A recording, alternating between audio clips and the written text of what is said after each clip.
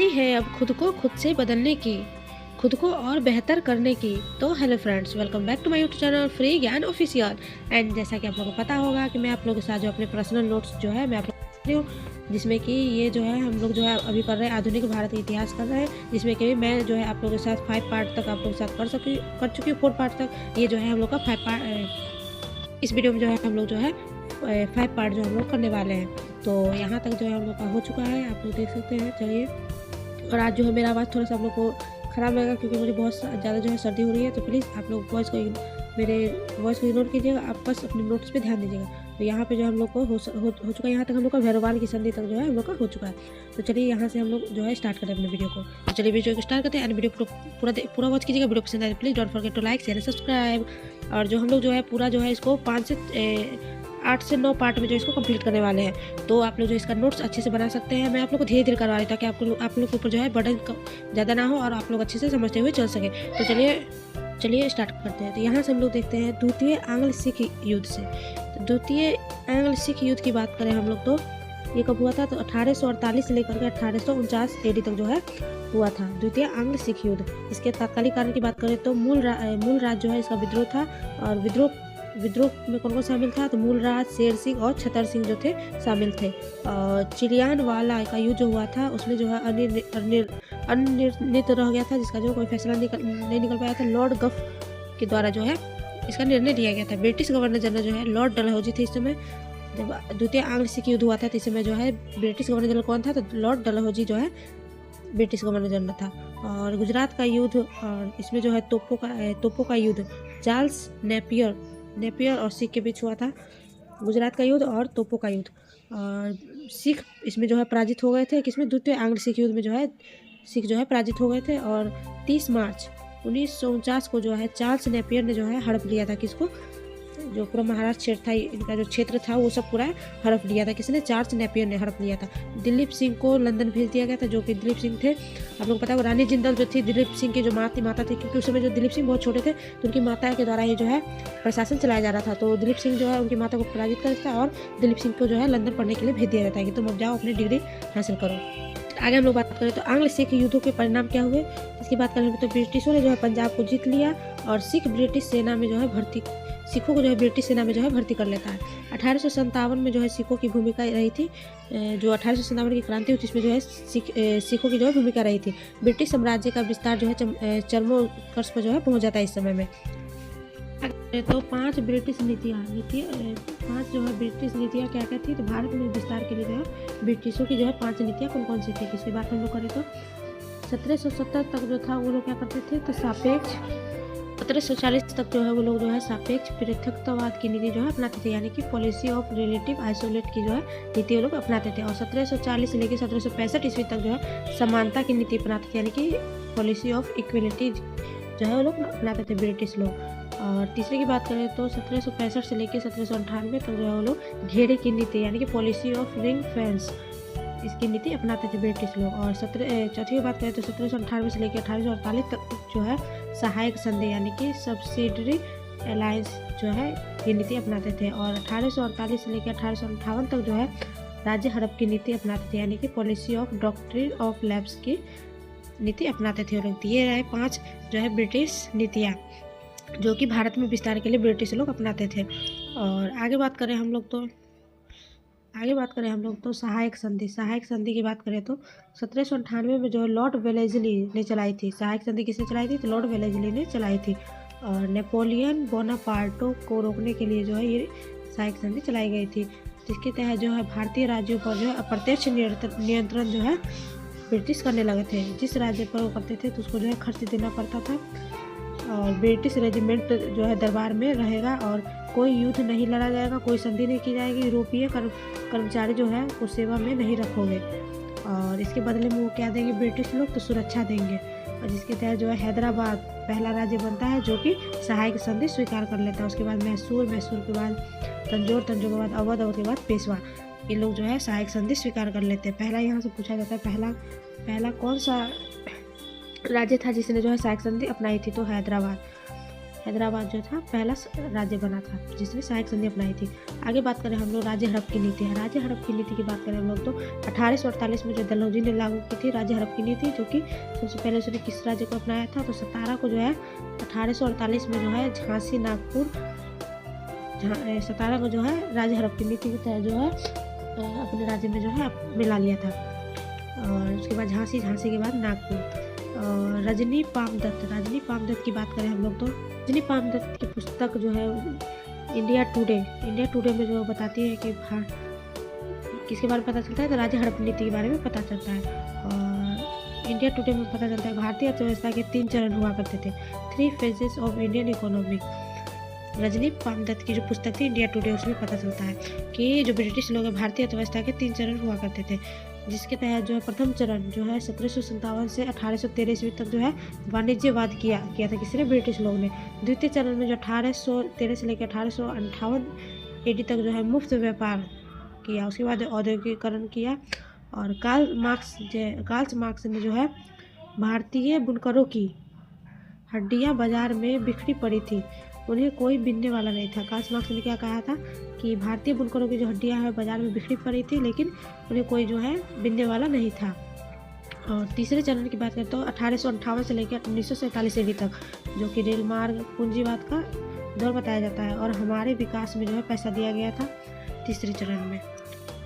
लोग जो है एक एक करके तीनों चरण के बारे में विस्तार से पढ़ते हैं। तो प्रथम चरण की बात करें हम तो प्लासी के युद्ध से पूर्व जो है प्रथम चरण जो है शुरुआत हो जाता है। ब्रिटिश व्यापार पर जो है आधारित था ये, और इसमें जो है अतिरिक्त निवेश किए गए थे बिना ही राजस्व को इंग्लैंड भेजना। और इंग्लैंड प्लासी के युद्ध के बाद जो है राजनीतिक शक्ति जो है बढ़ गई थी और वाणिज्यवाद पर जो है बल दिया गया था। इस चरण में जो है ब्रिटेन में औद्योगिक क्रांति जो है उत्पन्न की गई थी और सस्ते दाम में जो है खरीद कर महंगे दामों में जो है बेचते थे ब्रिटिश लोग। बंगाल में राजस्व से वस्तु खरीदी थी। और बंगाल में जो है वित्तीय संकट जो है उत्पन्न हुआ था इस समय में प्रथम चरण में। नेक्स्ट आगे हम लोग बात करें इसमें तो द्वितीय चरण की बात करें हम लोग तो भारत का शोषण जो है एक बाजार के रूप में किया गया था द्वितीय चरण में। 1813 के अधिनियम से एक तरफा व्यापार की अनुमति मिल गई थी किसको, ब्रिटिश लोग को। और भारतीय बाजार मशीनीकृत सामान से भर दिए गए थे। क्या किए गए थे, भारतीय बाजार जो है मशीनीकृत सामान से भर दिए गए थे इस समय में द्वितीय चरण में। और आगे हम लोग बात करें द्वितीय चरण में तो द्वितीय चरण की बात करें आगे हम लोग तो भारतीय व्यापारियों ने खो दिया था। भारतीय व्यापारियों को जो खो दिया था, भारतीय व विदेशी व्यापार जो है हावी हो गए थे। और ब्रिटिशों ने जो है कच्चा माल खरीदा था और भारी आयात कर भारतीय उत्पादों पर जो है लगाया था। भारी कर जो है आयात कर जो है लगा दिया गया था। और तीसरे चरण की बात करें हम लोग तो तीसरे चरण में जो है इस चरण में ब्रिटिशों ने भारत में अपनी स्थिति मजबूत कर ली थी तीसरे चरण में। और वित्तीय पूंजीवाद को जो है बढ़ावा दिया था। रेलवे की शुरुआत की थी। क्यों की थी रेलवे की शुरुआत, तो अपने ही फायदे के लिए की थी, क्योंकि जो है सामान को जो है उनको जो है एक्सपोर्ट इम्पोर्ट करने में जो है उनको जो है दिक्कत का सामना करना पड़ता है, इसलिए जो है वो अपने फ़ायदे के लिए किए थे, ना कि हमारे फ़ायदे के लिए किए थे। बट इसी बहाने जो है भारत में जो है रेल विकास पर जो है बल दिया गया था। और ब्रिटिश ने जो है भारतीयों का ऋण दिया था, भारतीयों को जो है ऋण देने लगे थे इस समय में तीसरे चरण में। उद्योगों का जो है उदय हो गया था। और महत्वपूर्ण कार्य की बात करें तीसरे चरण में तो 1853 में रेलवे की शुरुआत हुई थी। पहला रेलवे जो है 1853 में शुरुआत हुई थी। और 1853 में जो है डाक एवं टेलीग्राफ का भी शुरुआत हो गया था। 1880 की बात करें तो बैंकिंग व्यवस्था जो है स्टार्ट कर दी गई थी। प्रथम भारतीय बैंक अवध कमर्शियल बैंक जो है स्टार्ट कर दी गई थी। प्रथम भारतीय बैंक अवध कमर्शियल बैंक जो है स्टार्ट कर दी गई थी। सिंचाई के साधन भी जो है विकास किया गया था। और निवेश की बात करें, इन्वेस्टमेंट की बात करें तो सार्वजनिक ऋण देने लगे थे। रेलवे पे जो है निवेश करने लगे थे। और रेलवे की बात करें तो प्रथम प्रयास जो डलहौजी ने किया था 1846 में। और मुख्य उद्देश्य इसका क्या था, प्रथम रेलवे लाइन बिछाना था, इसका उद्देश्य था। आगे हम लोग बात करें इसमें तो महत्वपूर्ण कार्य तीसरे चरण की बात करें हम लोग तो तीसरे चरण के तो टाटा आयरन एवं स्टील कंपनी की जो स्थापना हो जाती है। प्रमुख बैंक की स्थापना होती है। PNB यानी पंजाब नेशनल बैंक की स्थापना होती है 1995 में। बैंक ऑफ इंडिया की स्थापना होती है 1906 में। इंडियन बैंक की स्थापना होती है 1907 में। और सेंट्रल बैंक की स्थापना होती है 1911 में। द बैंक ऑफ मैसूर स्थापना होती है 1913 में। और प्रथम विश्व युद्ध की बात करें तो भारतीय उद्योगों का विकास प्रथम विश्व युद्ध के बाद जो है स्टार्ट हो जाता है। और 1916 में जो है भारतीय उद्योग कमीशन जो है स्टार्ट की जाती है, जिसके जो है अध्यक्षता में किसकी अध्यक्षता में होता है, तो थॉमस हॉलैंड की अध्यक्षता में जो है भारतीय उद्योग कमीशन की जो है विकास किया जाता है। नेक्स्ट आगे हम लोग बात करें यहाँ पे तो भू राजस्व व्यवस्था की बात करें हम लोग तो लैंड रेवेन्यू सिस्टम की बात करें तो जमींदारी व्यवस्था, स्थायी बंदोबस्त जो कि 19% भाग पे होता था, और रैयतवारी व्यवस्था जो कि 51% भाग पे किया जाता था, महलवारी व्यवस्था जो कि 30% भाग पे जो है किया जाता था। और जमींदारी व्यवस्था कहाँ कहाँ विस्तृत थी, तो बंगाल, बिहार, उड़ीसा में जो है जमींदारी व्यवस्था जो है चलाई जाती थी। जमींदारी व्यवस्था की बात करें हम लोग तो 10/11 भाग पे जो सरकार को जो राजस्व में देते थे वो लोग, और 1/11 भाग अपने पास रख लेते थे।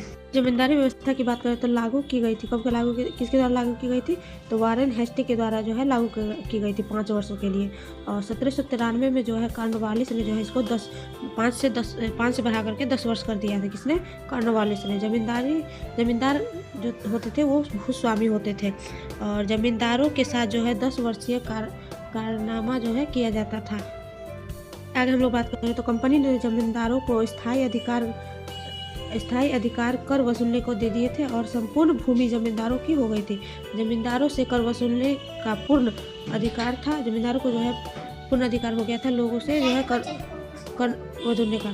जमींदारों के लिए जो है प्रावधान किए गए थे कुल राजस्व का 1/11 भाग रखना, अपने पास रख लेना, बाकी 10/11 भाग जो है वो ब्रिटिश लोगों को जो है दे देना। बट इसमें भी वो लोग जो है बहुत घपला करते थे और जो है ज़्यादा कर वसूलते थे, और लोगों को जो है ब्रिटिश को जो है कम कर दिया करते, जिसकी वजह से जो है जितने भी किसान थे वो बहुत पीड़ित हुआ करते थे। आगे बात करें हम लोग तो 10 वर्षों के लिए जो राजस्व तय कर दिया गया था, 10 वर्षों के लिए जो है राजस्व तय कर दिया गया था। और जमींदार के पास जो है 3 प्रकार के अधिकार दे दिए गए थे, अनुवांशिक अधिकार, किराए पर देना और योग्य व्यक्ति को देना है। बात करें हम लोग तो जमींदारी व्यवस्था के परिणाम की बात करें हम लोग तो राजनीतिक प्रभाव यानी कि पॉलिटिकल प्रभाव की बात करें हम लोग तो भारत में जो है एक वर्ग प्राप्त करते थे, और 1857 की क्रांति। और आर्थिक प्रभाव की बात, इकोनॉमिकल प्रभाव की बात करते हैं, वित्तीय रूप सुरक्षित हो गया था, और प्रशासन की कीमतों में जो है कटौती कर दी गई थी, कंपनियों की जो है आय बढ़ा दी गई थी। सामाजिक प्रभाव की बात करें तो नकारात्मक प्रभाव रही थी, और बिगाड़ जो है बढ़ गई थी इस समय। और आगे की वीडियो में हम लोग पढ़ेंगे रैयतवारी से। मैं इस वीडियो को जो है यहीं पे एंड करती हूँ, क्योंकि मेरा तबीयत थोड़ा सा ख़राब लग रहा है, और मेरी तबीयत थोड़ी सी ख़राब लग रही है, तो मैं जो है अगले वीडियो में आप लोगों के साथ आगे शेयर करूँगी। आप लोग देख सकते हैं बहुत सारे जो है मैं नोट्स जो है आप लोग को शेयर करने वाली हूँ, तो आप लोग बस पढ़ने पे ध्यान दीजिए और नोट्स पे ध्यान दीजिए, थोड़ा करके नोट्स अपना बनाते रहिए। तो मिलती हूँ आपसे नेक्स्ट वीडियो में, तब तक के लिए bye bye, tata and take care, thanks for watching, bye bye, thank you. Video पसंद आए तो please don't forget to like, share and subscribe. Thanks for watching, bye bye, thank you.